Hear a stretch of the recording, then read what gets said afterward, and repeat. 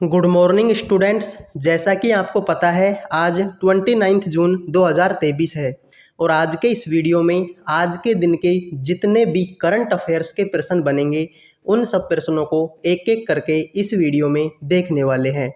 Current affairs के साथ साथ स्टैटिक जीके के भी जो इम्पोर्टेंट प्रश्न बनेंगे जो आपकी फेज 11 सीआरपीएफ दिल्ली पुलिस इन सब एग्ज़ामों के लिए बहुत ज़्यादा महत्वपूर्ण है। इसके अलावा अगर आप एसएससी की तैयारी कर रहे हैं तो उसके लिए भी ये प्रश्न आपके लिए रामबाण साबित होंगे, यानी कि बहुत ही ज़्यादा इम्पोर्टेंट प्रश्न आपको इस वीडियो में देखने को मिलेंगे। तो शुरू करते हैं वीडियो को बिना किसी देरी के। अगर पसंद आए तो लाइक करना, चैनल को सब्सक्राइब करना मत भूलना।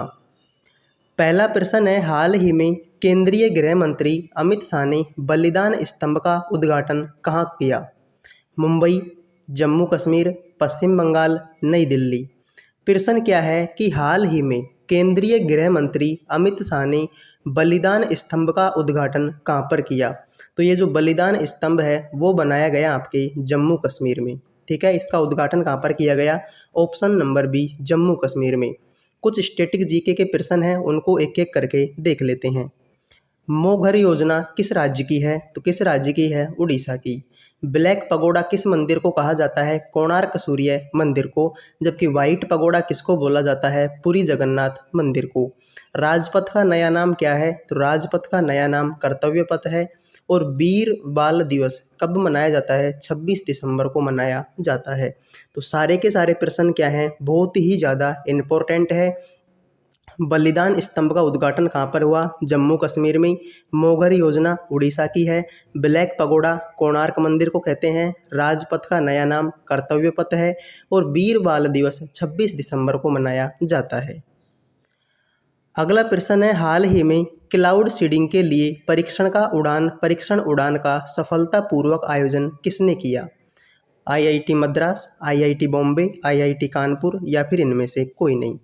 बहुत ज़्यादा इम्पोर्टेंट प्रश्न ये है कि हाल ही में क्लाउड सीडिंग के लिए परीक्षण उड़ान का सफलतापूर्वक आयोजन किसने किया? तो प्रश्न का सही जवाब क्या हो जाएगा आपका? Option number C, IIT Kanpur ने। क्लाउड सीडिंग के लिए परीक्षण उड़ान का सफलतापूर्वक आयोजन किसने किया साथियों?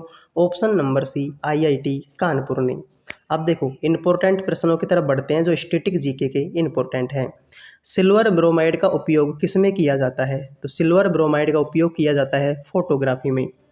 सुंदर लेखन को क्या कहा जाता है? तो सुंदर लेखन की जो कला है उसको बोला जाता है कैलीग्राफी। फिनलैंड की राजधानी का नाम क्या है? तो फिनलैंड की राजधानी का नाम है हेलसिंकी। और सबसे पुरानी पर्वत श्रृंखला कौन सी है? तो वो है आपके अरावली। सबसे नई की बात करें तो वो है आपकी हिमालय।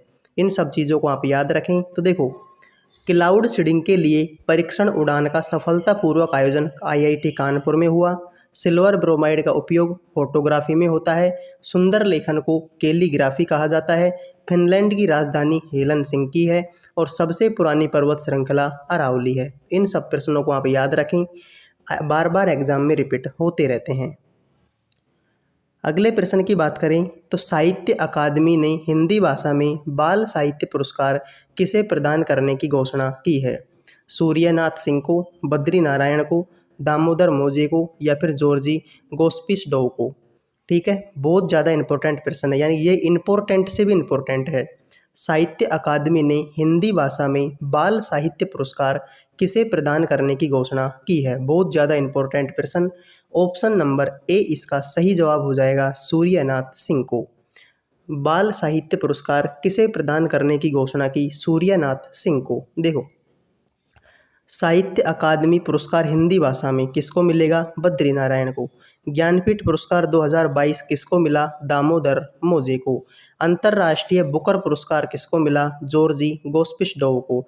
तो सारे के सारे इंपॉर्टेंट, यानी ये स्लाइड जो है आपकी very very very very important है।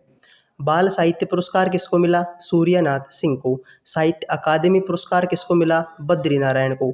ज्ञानपीठ पुरस्कार 2022 किसको मिला? दामोदर मोजे को। अंतर्राष्ट्रीय बुकर पुरस्कार किसको मिला? जॉर्जी गोस्पिसडोव को। तो बहुत ज़्यादा इंपॉर्टेंट प्रश्न हैं। अगर आपको वीडियो पसंद आ रहा है तो लाइक करें, चैनल को सब्सक्राइब करना ना भूलें और अपने दोस्तों के साथ ज़्यादा से ज़्यादा शेयर करें ताकि ज़्यादा से ज़्यादा स्टूडेंट हमारे साथ जुड़ पाएँ और करंट अफेयर्स प्लस में स्टैटिक जीके के ये खतरनाक वीडियो का मज़ा ले पाएँ। अगला प्रश्न है, हाल ही में किस राज्य सरकार द्वारा ट्रांसपोर्ट वाउचर योजना शुरू की गई? मध्य प्रदेश, गुजरात, अरुणाचल प्रदेश या फिर राजस्थान। हाल ही में किस राज्य सरकार द्वारा ट्रांसपोर्ट वाउचर योजना शुरू की गई? कौन सी योजना? ट्रांसपोर्ट वाउचर योजना। तो योजनाओं वाले प्रश्न जो हैं इंपॉर्टेंट होते हैं क्योंकि करंट अफेयर्स की जब बात होती है तो आपके खेलों से संबंधित प्रश्न पूछे जाते हैं, योजनाओं से प्रश्न पूछे जाते हैं, पुरस्कारों से संबंधित प्रश्न पूछे जाते हैं या फिर जो नई नई किताबें छपी होती हैं उनसे प्रश्न पूछे जाते हैं। क्योंकि अभी हम देख सकते हैं MTS में फेज 11 में इन सब प्रश्नों की क्या है, भरमार है। तो प्रश्न है कि किस राज्य सरकार द्वारा ट्रांसपोर्ट वाउचर योजना शुरू की गई?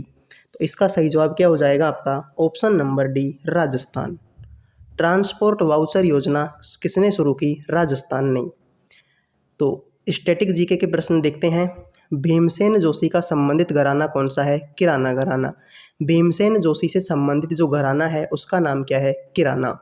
सुधा सिंह का संबंधित खेल कौन सा है? स्टेपल चेस है सुधा सिंह का संबंधित खेल। सबसे ज़्यादा साक्षरता दर वाला केंद्र शासित प्रदेश कौन सा है? तो लक्षद्वीप है जिसकी साक्षरता दर सबसे ज़्यादा है। कोशिका झिल्ली किसकी बनी होती है? तो लिपिड और प्रोटीन की बनी होती है कोशिका झिल्ली, इस बात को आप याद रखें।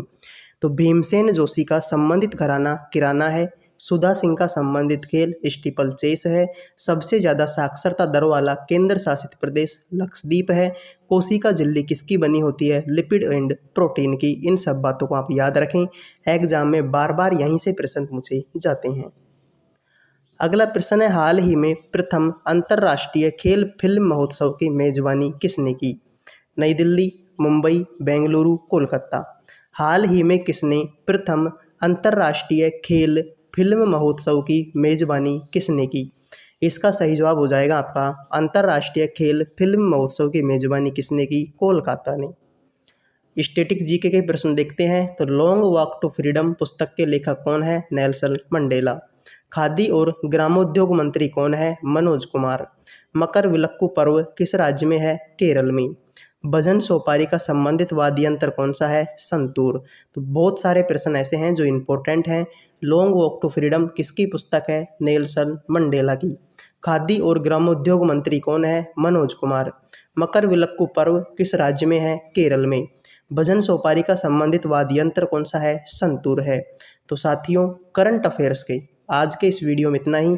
मिलते हैं नेक्स्ट वीडियो में, तब तक के लिए जय हिंद, जय भारत।